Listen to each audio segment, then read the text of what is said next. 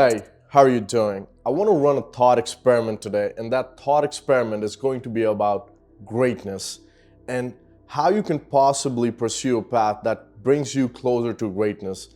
Now, what you have to understand is that you don't want to achieve greatness just for yourself as a single unit devoid of everything around you. We want to pursue for greatness so that it brings out the best in us, but it also inspires everyone around us in a way that they also want to pursue something that brings out the best in them, and they also want to target for greatness. Once everyone is in that mindset, just think of the impact it would have in your life and the life around you if everyone was coming from this mindset of, being their best self and going for greatness in the best possible way that they can. So of course, the first question you want to ask is that, is it even worth pursuing, or why do I want to put myself through a lot of pain, and what outcome will it derive? Now, there's the answers to that is so simple. You think of something like New York City, a great city which, a lot of people aspired to build something that was amazing. There was a great competition among architects, among businessmen to build great skyscrapers, build amazing businesses. And if you look at the result of it, now it provides employment to a lot of people. It draws tourists from across the world. There's other similar things such as the Taj Mahal, such as, amazing pieces of art and any great book or literature that you've read. We see these pieces of, technical expertise in a particular field, and things that are so close to greatness. Now, things like this, not only do they remind us that what we are capable of as human beings, not only do they tell us that we are capable of bringing about some sort of beauty in this world, they also inspire us over generations to aim higher, to remind us that this is what we've already done, and we can aim for things that might be even better than this. So now that we've established that it is something worth pursuing, I want to look at, few of the limiting beliefs that kind of stop people from achieving that, then stop them from going after it. And some of the erroneous thought patterns that we develop over a period of time, that despite us wanting to become the best versions of ourselves, we go down the wrong pathways. Now, for a lot of people, if you are not becoming the best version of yourself just because you're afraid of making mistakes, that is the weakest argument. If you are trying to develop the best version of yourself, you have to develop unique passions. You have to develop unique skill sets that will support the surroundings, skill sets that will help the world around you. And you want to find your individual voice. You want to find your individual perspective that only you can bring to the world, and see how that individual perspective, your unique passions, your unique skill sets combine into solving problems for the world. Another biggest fallacy that I see people fall into, and that kind of starts at the parental level, is that parents want their kids to follow the regular path that everyone in the environment or everyone in the society is pursuing, but they expect extraordinary results. Now, if you end up following the conventional path, you're not going to get extraordinary results. Extraordinary results can only come from pursuing a path that itself is extraordinary, or you do the same things over and over again so that you develop such a level of perfection in them that no one can beat you. But basically, following a conventional path and just doing what everyone else is doing is not going to get you extraordinary results. And we are afraid to pursue a path that is, kind of less traveled on, because nobody has done that. So we are not sure if there's going to be success over there. And anytime we start following something that a lot of people do not pursue, we start becoming into something that a lot of people are not. And that is why we are always afraid to pursue novel ideas. So sadly, for a lot of people, even before they can find themselves, they're, put on this path by society where they go to high school. Now they want to go for undergrad, and a lot of the times they don't even decide what career they want to pursue, but they just get told that these are, kind of the high money making careers, and they just go for them, not even realizing what their true passions were. And then everyone tells you that, hey, you got to enjoy your life in college. So they go to parties and then they find their job, and that's what they're doing. At the end of it, they find this sense of meaning that is missing in their life just because they did not pursue anything that was individualistic to them, just because they never strayed from the path. And when I say strayed from the path, I don't mean it in a bad way. I mean it in the sense of pursuing an idea, in the sense of pursuing a passion that was individual to you, in the sense of pursuing your calling, in the sense of even hearing the ideas that called upon you in your life, but you were just too freaking scared to go after them. In not being able to develop this individual line of thought, I feel it has bigger implications. If you have only trained your mind for groupthink and, only agreeing whatever society is telling you, then when these people, they become adults, they're not able to take strong individual stance. And we really have to understand that just being humans, and this life is very short, potential that we have is so immense that we constantly have to question ourselves. How much farther can I go? What more can I do that will make things better, not just for myself, but people around me? But sadly, a lot of the times, all the decisions people make are coming from this mindset of how do I avoid failures? How do I avoid embarrassment?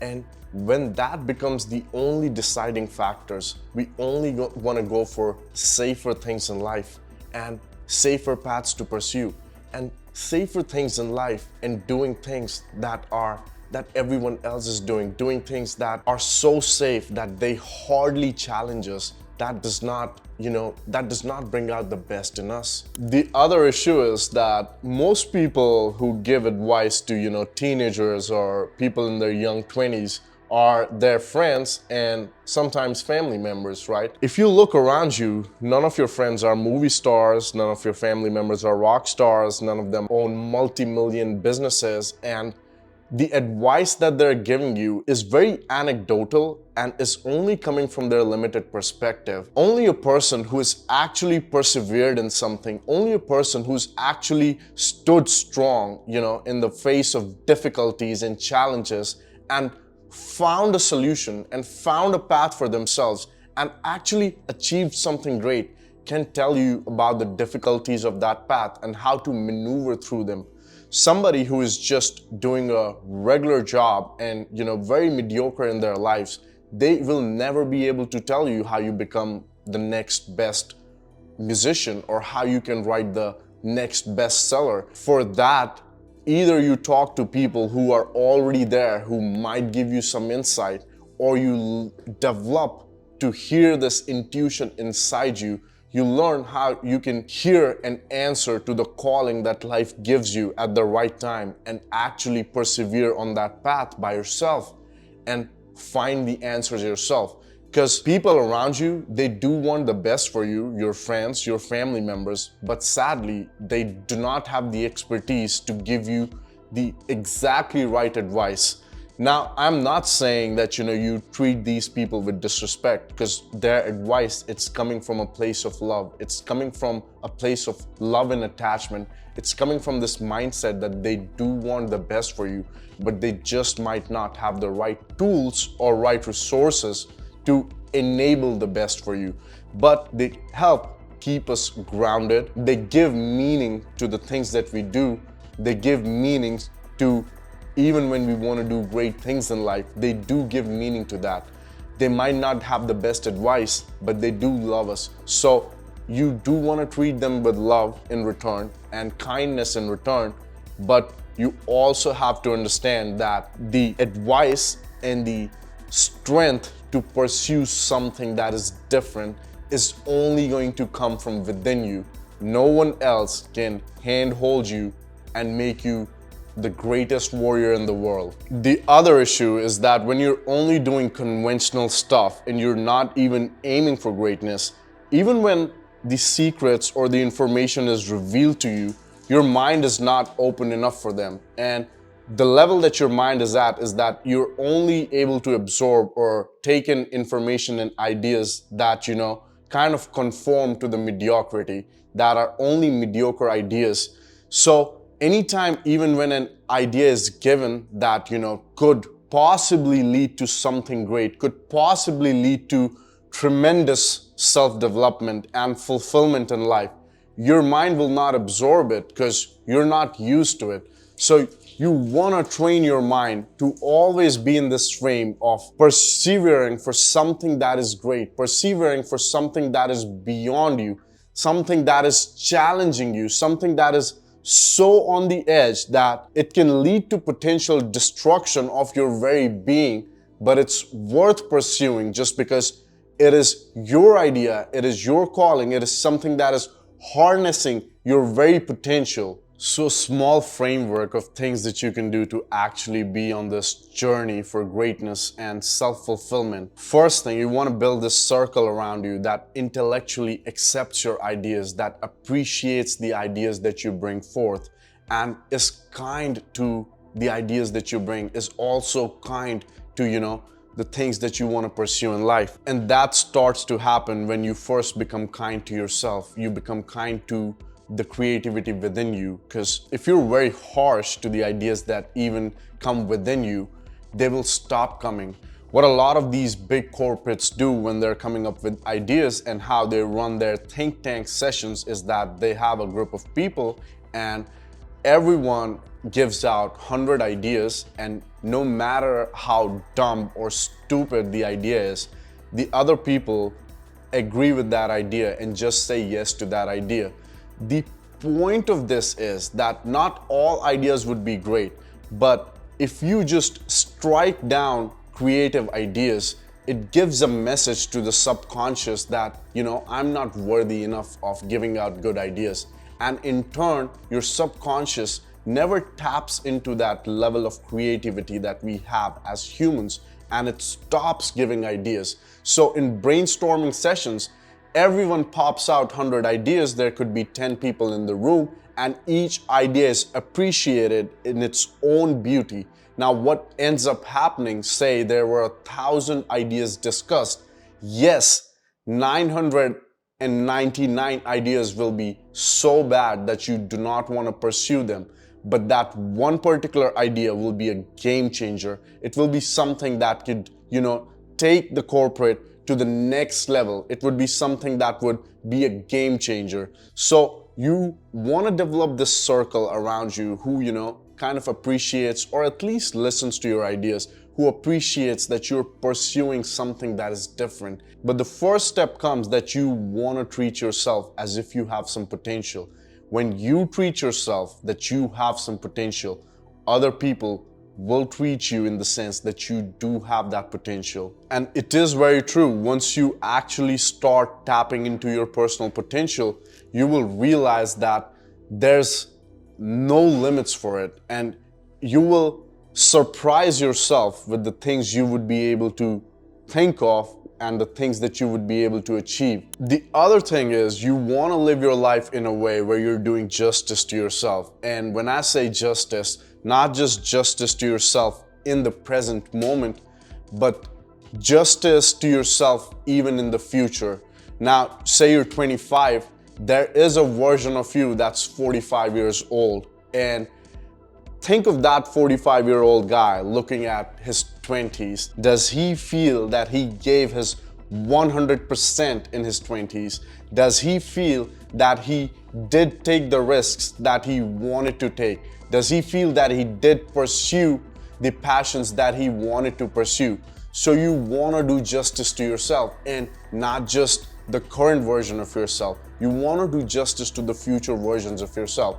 And when you think of things in that frame, that, hey, if I follow this particular idea today, and if I follow this particular endeavor, is it going to hurt or is it going to improve when I'm 45 and, kind of look back at my life? And then you really want to work hard. You really want to work hard without thinking what the particular outcome of that situation is going to be. And when you develop this habit of working hard, you once again end up surprising yourself because you never knew that you could accomplish so much. So we have these conventional ideas of, how much a person should work, how much they should sleep, and, what's the maximum that they can be productive at. But you want to find an approach that is particularly catered to you. And the way you find that out is by experimenting, is by trying your best, taking yourself to the limits. See how much you can work in a particular week. See how much you can do it with less sleep, and see how much you can manage your time to bring out the best productivity in yourself.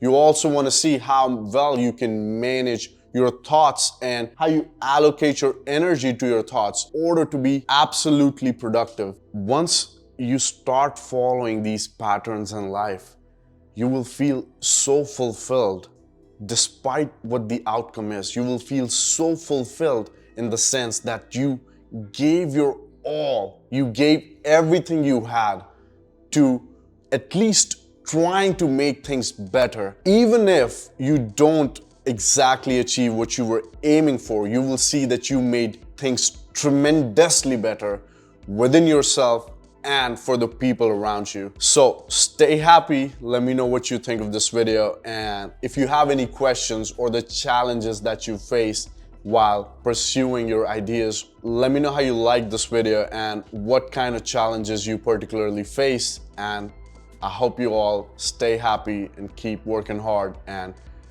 becoming the best versions of yourself.